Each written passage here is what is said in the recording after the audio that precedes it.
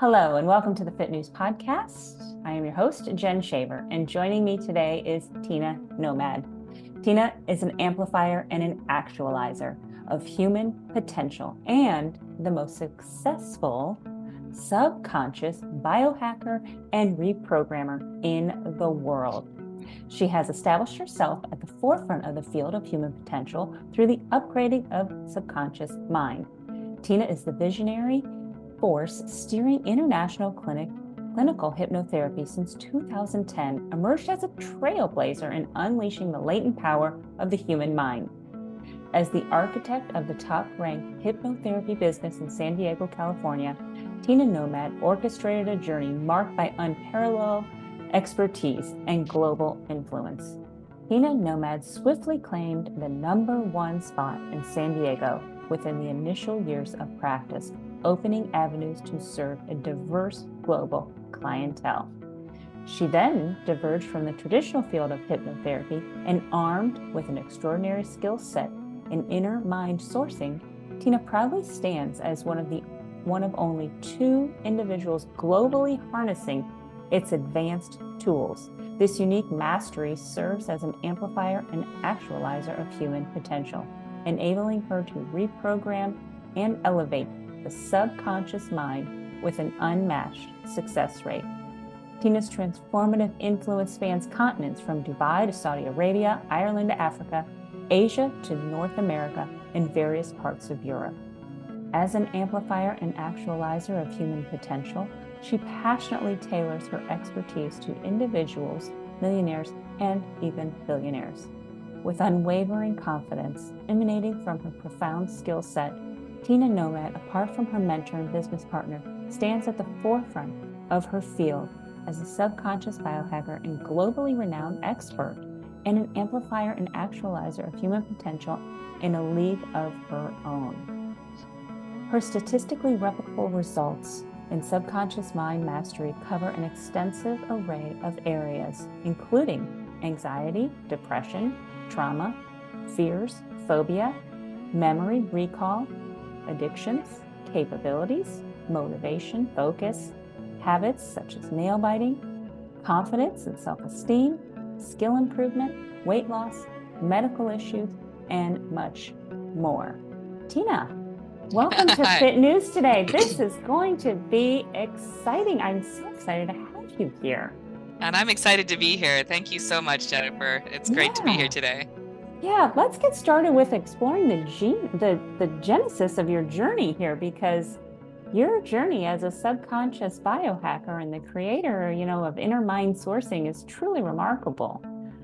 Well, thank you. I can't take credit for the creation of Inner Mind Sourcing. That is my mentor, Patrick Singleton. So I give full credit to him on the genius level of this creation, but I also credit my success to these techniques. Yeah. And I, besides him, the only other person in the world who can use these techniques so successfully. So yes, they're absolutely, astonishing in what they're able to do with the subconscious. Yeah, that's amazing. Why don't we share with the listeners what inspired you to venture into this field and how your personal experience shaped your approach to unlocking, human potential? Well, I mean, that's a great question, because I really do feel like our formative years really shape how we dictate our lives after that, and how our lives really get going, in our later life. So for me, I was born and raised into a very religious upbringing. And so highly programmed, I would say, from before I could speak, you're taught what your beliefs are, what you believe, and, what's true, what's not true. And you have all of your, the entire belief system is set there for you. And I never really got a chance, as nobody does. When we're children, we're taking in our belief system from the world around us, from our authority figures, from our parents, if there's a religious group, our peers, all of that is just coming straight in to the subconscious, usually between the ages of 0 and 11. And so I, like anyone, was pretty programmed, in me to, a little more extreme degree, because of the level of religion that I came into and is, maintained for most of my educational life. So then I started to really look at the mind, and university, one of my degrees was psychology. And so then I worked as a counselor for a while. I also, saw counselors myself and saw therapists myself throughout my life to, see about different letting go of different things from my past and moving forward. Counseling, it was a high burnout field for me. I saw a lot of negativity with not a whole lot of, okay, where's the positive end? Where's the positive change? Where's the results? And so I left that field, after a few years and went into the education field in the US and then to Japan. And that was when I was in Japan, when I started to research a little more heavily the reason why the average functioning to above average functioning person may spend months or years of their lives trying to deal with things that were in their past, and so most people, and I know your programs deal with people that are, under time crunch and, that are, really want to making the use of their time, as I am. I'm a very efficiency-based person. We don't want to spend all our lives talking about the past. We want to be in the here and the now, resolve that, move on, and grow, right? And so I'm like, well, why is that not happening? Why is somebody intelligent, even like myself, you can understand the what, the when, the where, the why of, why I have this issue, whatever it is, but why is that awareness not enough to change it? And therapy is great. Traditional talk therapy is great for bringing that awareness. So, but what happens after that? Where is the shift happening? So that's when I started to research the subconscious mind. And I looked at the subconscious and I realized, well, I don't feel like my education in psychology really focused enough on the subconscious, because really the subconscious was where everything is at. That's where all of our programming is held, our limiting beliefs, our biological programming, our associations to things, our feelings, the entire body's controlled by it. So I started to ask myself, if everything is at the subconscious level, why aren't we just making changes directly at the subconscious level? To me, this makes the most logical and rational sense, right? And so then I started to, let's see what modalities are out there. So that's when I started on, my course of getting back into the field of therapy, but from different angles. So I went to the best hypnotherapy schools that I could find and NLP schools. I attended, 3 months straight at a top, ranked hypnotherapy school in the US. I moved back from Japan, went 3 months straight, 10 hours a day, studied clinical hypnotherapy at an advanced level, took on NLP. And that's when I met my mentor, Patrick Singleton, who I could see was really, really cutting edge and, kind of a step above and really a genius with the subconscious. So I kind of just latched myself onto him there at the beginning. And I started my business in San Diego after that, and really utilized him as a resource throughout. And the changes I was able to have at the beginning in San Diego were pretty obvious. I became, as you read in the bio, I became, top ranked in San Diego pretty quickly. But as I continued with Patrick, and now we're business partners and so on, he and I've assisted somewhat, really evolved the skill set. So at this point, we really start to treat the brain much more like a computer. And that's why the results have been so different. But coming back to your question of why, I think probably because I was so heavily programmed myself, I became really focused on, well, how can we rewrite this programming? This is like a computer. It's like any piece of technology. It can and should be upgraded on a regular basis. So how do we best do that? Well, I mean, the answer is with, a proper set of techniques, you can just tell it what to do and it does it.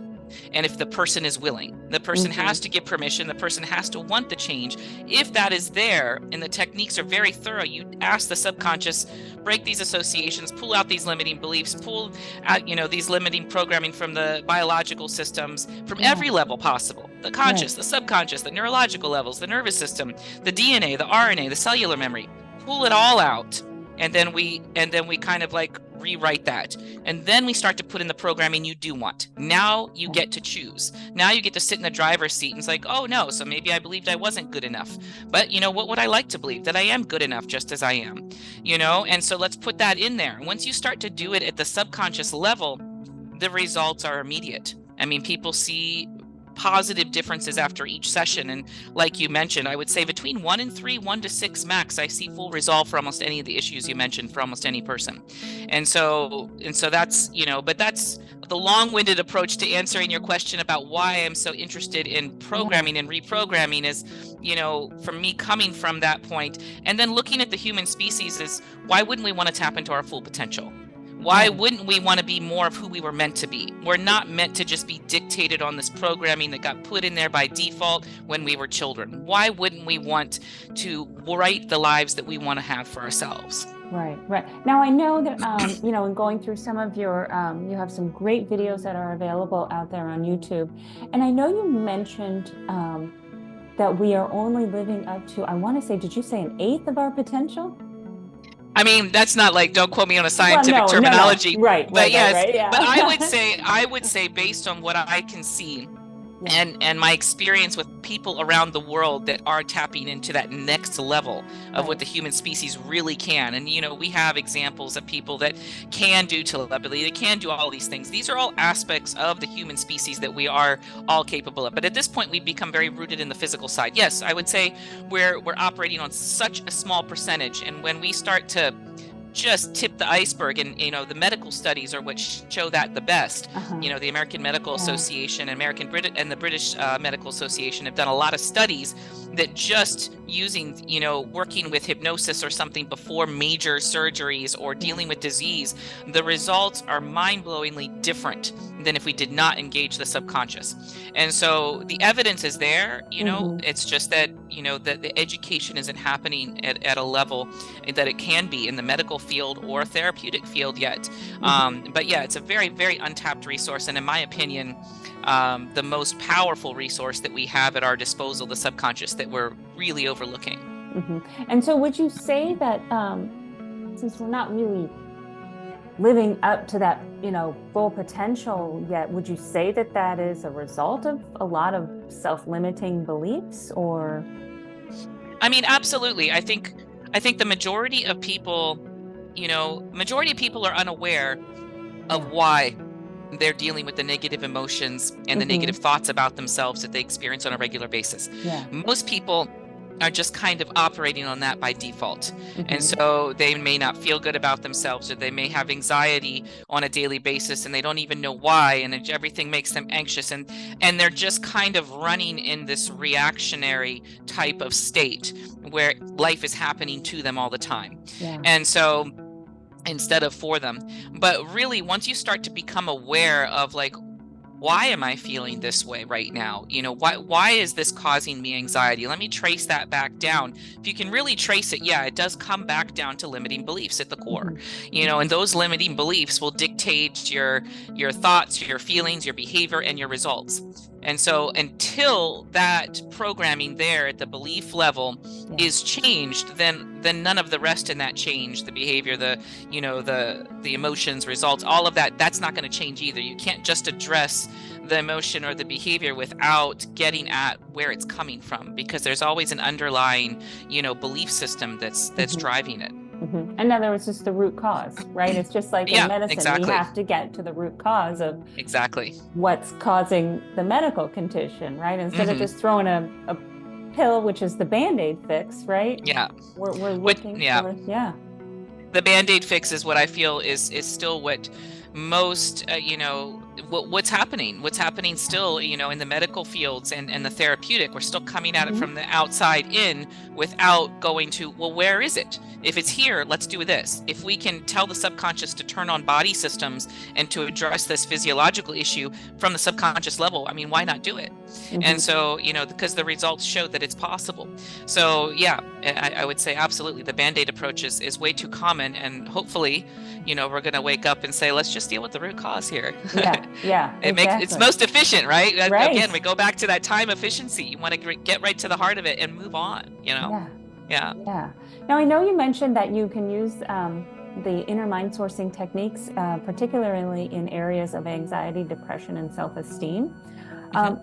Could you kind of elaborate on how these techniques differ maybe from traditional hypnotherapy and its transformative impact maybe with these, you know, people with anxiety, depression, and, you know, maybe some self-esteem issues? Yeah, and I think those issues are similar to most issues that I would deal with. The difference I would see in most common, you know, hypnotherapy practices is that the differences, and everybody's different, so I'm not going to claim this is what everybody does or doesn't do, but I've been trained in a number of pretty good schools. A lot of it is suggestion based, which means that we're relying on, you're putting somebody in an altered state, trance state, when you or hyped up state or relaxed state. That allows us to access the subconscious mind better. So, hypnosis is an excellent way to access the subconscious mind. But once you're there, what are you doing?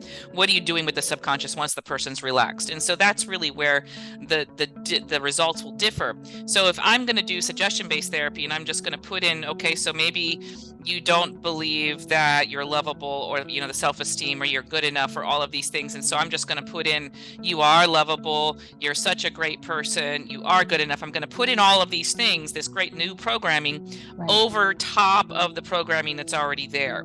And so what happens is, the only way to rewrite the old programming with new is tons of repetition if you're not going to just take out the old first.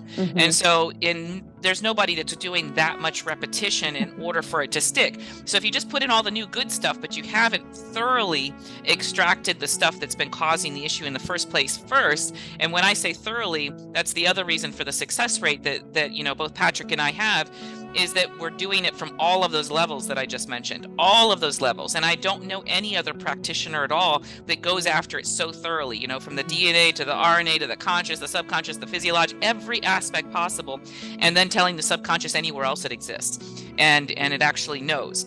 And the reason we know that it works is because, we ask for evidence after each single session. The next session, we're asking for the evidence. So, but that's the reason, the thoroughness of the approach, and dealing with the negative, the associations first, then the limiting beliefs and the limiting biology and the personality and identity issues, dealing with all of that, and then starting to put in the positive just as thoroughly.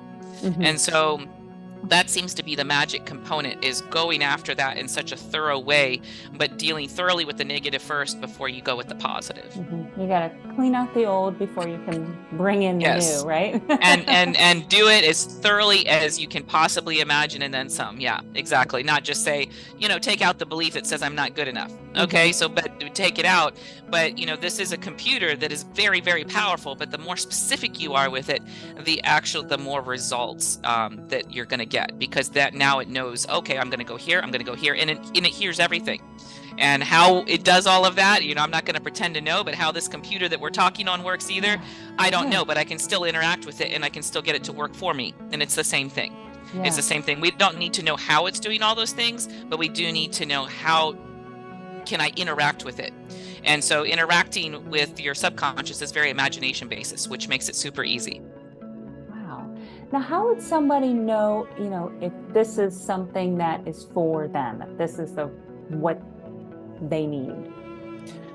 Well, I mean, you're asking the wrong person for that, because I'm going to say I would say any person. And again, I'm talking average to above average functioning. I'm not talking people with severe, brain dysfunction or mental disabilities. The average functioning person, I mean, I don't know, and I say this as a challenge because I would love to find a way to do this faster and more efficiently and more powerfully, and we're always evolving that.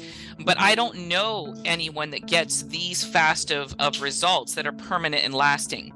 And so, if you want to spend, people will come to me and they're like, I've been dealing with this issue for the last 20 years. And then, 2 or 3 sessions later, it's like, it's done. And so, we're talking a month to a month and a half of being able to clear any of those things you mentioned: anxiety, depression, self-esteem, confidence. The average is between a month and a half. And so who wouldn't come? I mean, the person that would come is somebody that wants fast, lasting results in an efficient amount of time, and they really want to tap into their full potential.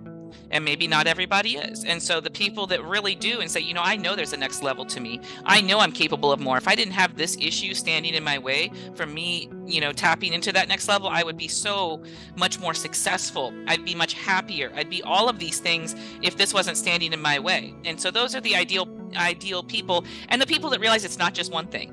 there's always something else that's like, okay, if I didn't have this, if I cleared this, then I'm here. If we cleared this, then I'm here. And so me, it's an ongoing growth of maximizing who I am and who I was meant to be.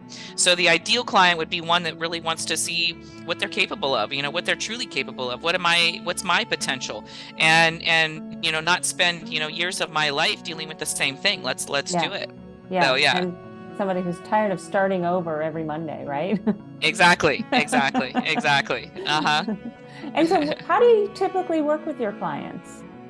So at this point, since the pandemic, like a lot of people, I've gone 100% virtual, especially because, while the initial business that, gave me my, success rate at the beginning of San Diego, with the pandemic, I moved down to Baja, Mexico. I mean, I've personally lived in 10 countries. I've been to 60 plus.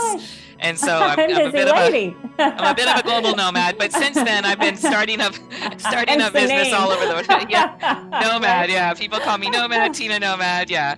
So everything is virtual. I mean, so I can see clients in person in Dubai while I'm there, but if I'm not, your eyes are closed during the process anyways. And so your eyes are closed, you're in a relaxed state. It's, audio is the thing that really matters. I mean, whether you're laying on a couch in front of me with your eyes closed or on your own bed in the comfort of your home, it's really the same, because this is entirely an internal experience. And I've noticed zero difference for any of my clients, and most of my clients actually prefer it. I prefer it because then I can be comfortable in my bed. Yeah. Well, and I would think that, as a client, you would be more comfortable in your own surroundings rather than, even if they come to your office and your office is just, very spa-like and very relaxing, and you have a very, ambient environment, everybody's more comfortable in their own home, right? Yes, exactly. Yeah. And so once, people have a misconception like, oh no, it's different if you're sitting in front of the person. I mean, that's just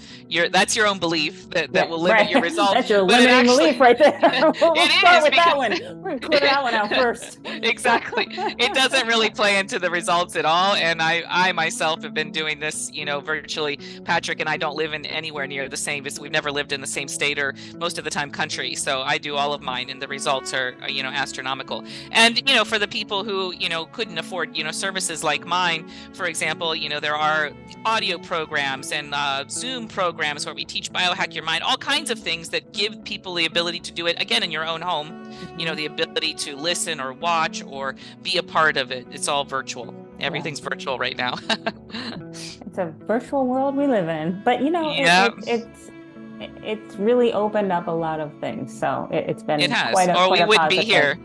I'm in Ireland right now. And I know.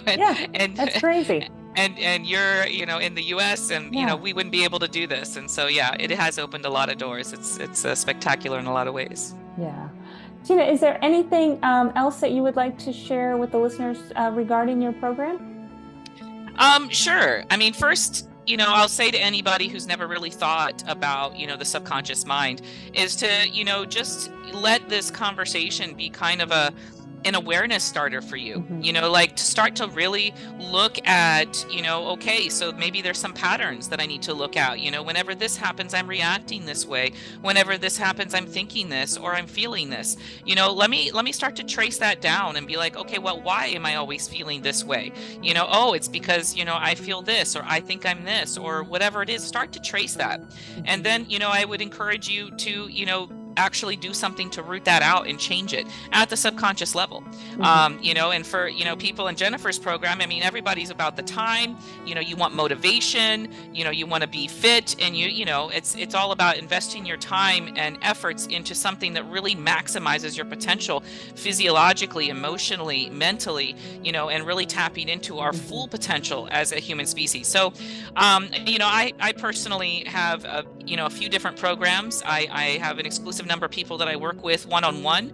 And in that program, you can find some of the information about that on subconsciousbiohacker.com.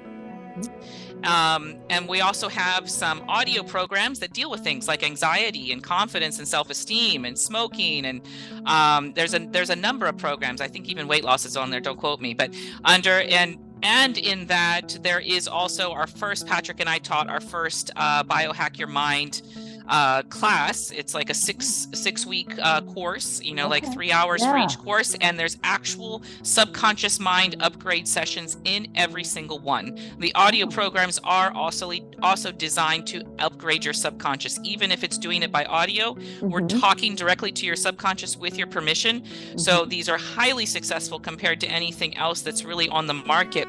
You want to actually just be on your own time and get some upgrading of your subconscious for a specific issue, or like the Biohack Your Mind class that actually goes after a well-rounded approach. Mm-hmm. That's all available on biohackyourmind.com. And so those are programs that you can buy. Biohack Your Mind, subconsciousbiohacker.com is the personal one-on-one with me. Okay. And we have a special right now going on for that, for one of the first courses we took, with a bunch of freebies that we're throwing in. Oh, wow. And that's an Upgrade Your Mind package that literally just went live this week. So if you want to do that, we're offering super discounted rates with a bunch of freebies. We'll throw in all kinds of learn how to do self-hypnosis, and you get all kinds of little perks and brainwave things and stuff. So, and that's transformation.biohackyourmind.com. transformation.biohackyourmind.com. So once again, subconsciousbiohacker.com, biohackyourmind.com, and transformation.biohackyourmind.com. But I'm sure Jennifer has access to all of that if you need to and ask. all of those, if you are on your walk and you're listening to us, they will all be in the show notes, so you can check the show notes for those links to Tina's programs. Tina, thank you so much for sharing this with our audience. This is a first, and I like to, share new things. And so I'm excited that you had the time to chat. So thank you so much. Yes, thank you. I really appreciate it. As you can see, I'm very, very passionate about really helping people tap into and amplify their human potential. And so I'm really excited to be able to share this wherever I can.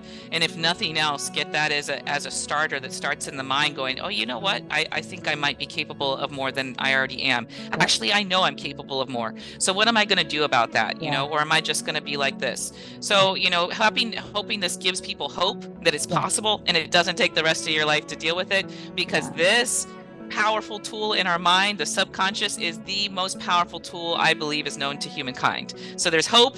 It's real, and it's fast. So thank you so much, Jennifer. Oh, thank you. And thank you for listening to the Fit News Podcast. We will catch you next time.